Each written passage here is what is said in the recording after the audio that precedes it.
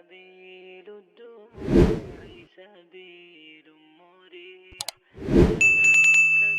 يا صاحي كي تستريح وغص الدعاء آپ ایک سوال کرنے کی عادت ڈالیں اور وہ سوال ہے کیوں. آپ کہیں گے بڑا آسان سوال ہے یہ تو کیوں کرنا سوال، لیکن یہ سوال بڑا مشکل سوال ہے.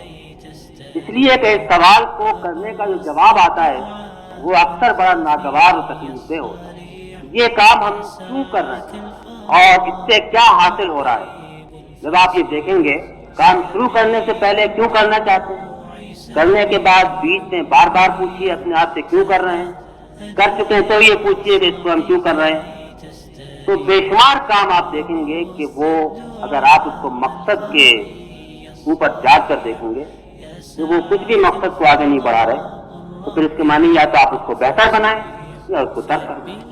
اس لیے کہ ان پروڈکٹیو کام کرنا، کسی کارخانے میں اگر کوئی مال ایسا بن رہا ہے جو بکتا نہیں ہے، کوئی مزدور ایسا ہے جو کام نہیں کرتا، تو کیوں اگر پوچھے کہ یہ مال میں کیوں بنا رہا ہوں، صرف اسٹور کرنے کے لیے تو نہیں بنا رہا نا، اس کو بازار میں لا کر بیچنا ہے، خریدار پیدا کرنا ہے.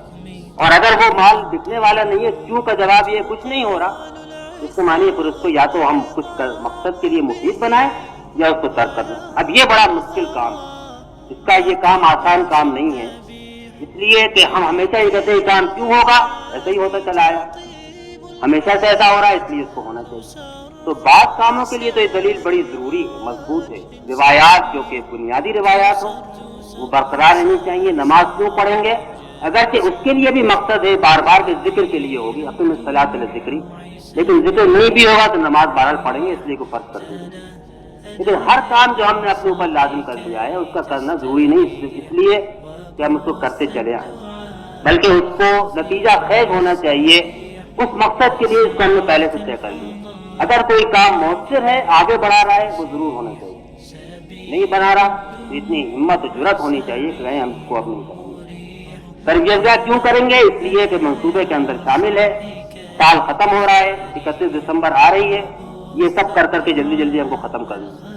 یہ مینٹیننس والی تنظیموں کا یہ کام ہے، یہ تحریکی تنظیموں کا کام نہیں ہے.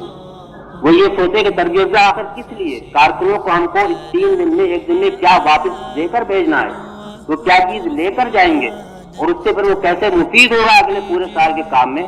یہ آپ اپنے ذہن کو حرکت دے تو شاید تربیت کا زیادہ مفید ہو. رپورٹ کا فارم ہو، رپورٹ کا طریقہ ہو، اجتماع ہو، پبلک میٹنگ ہو، دفتر ہو، کوئی بھی کام ہو، آپ بات سوچے یہ کیوں ہے، آپ اس سے کیا وہ مقصد پورا ہو رہا ہے، کیا کوئی قدم آگے بڑھ رہا ہے، کیا ہم اپنی منزل کے قریب آ رہے ہیں. اگر نہیں آ رہے ہیں تو وہی صلاحیت، وہی وقت ہم سوچیں کہ ہم اس سے بہتر کیا کسی کام میں لگا سکتے ہیں. میں کسی کام کو اس وقت آپ کو کوئی ترک کرنے کا انقلابی مشورہ نہیں دے رہا، لیکن یہ کہ اگر آپ نے اس طرز عمل کو اپنایا تو آہستہ آہستہ آپ بہت سارے موٹاپا جو جمع ہو گیا اس کو آپ چھانٹ سکیں گے اور آپ دیکھیں گے کہ ہلکے پھلکے ہو کر آپ زیادہ تیزی کے ساتھ شاید آگے بڑھ سکیں.